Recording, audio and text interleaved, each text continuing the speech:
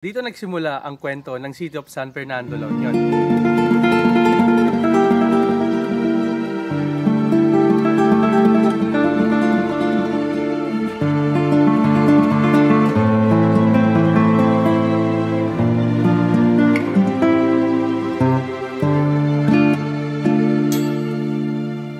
Ito ang pindangan ruins ng Barangay Parian, City of San Fernando, La Union, na pinapangalagaan ng mga madre ngayon ng Carmelite Sisters, isang monasteryo sa tabi ng pindangan ruins. Ang pangalang pindangan ay galing sa salitang pindang na nangangahulugang pagpapatuyo ng mga isda o dried fish. Ito ang naging unang settlement ng bayan ng San Fernando na nanggaling sa dalawang pamayanan ng San Vicente de Balanak at San Guillermo de Dalangdang. Matapos pagsamahin ang dalawang mamayanan sa lugar ng pindangan, ang lugar ay pinangalanan ng San Fernando na galing sa pangalan ni Haring Fernando III, isang patron santo na ginagalang noon ng mga Espanyol. At ang Pindangan Church ang unang naging simbahan ng City of San Fernando hanggang nasira ito ng mga digmaan, lindol at mga iba't ibang sakuna. At ito ang kwento kung saan nanggaling ang San Fernando.